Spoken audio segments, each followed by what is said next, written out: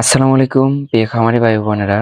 আপনারা যারা শখ করে বাসা বাড়িতে অথবা যাদের ফার্ম আছে দেশি মুরগি, বিশেষ করে এই সমস্যাটা মানে উকুনের, মুরগি যখন কুচে আসে তখন মুরগির গায়ে প্রচুর পরিমাণে উকুন হয়। যেটা আপনি ফার্মে গেলে আপনার পুরো শরীরের মধ্যে পর্যন্ত সেটা মানে লেগে যায় বা ভায় আপনার শরীরের মধ্যে।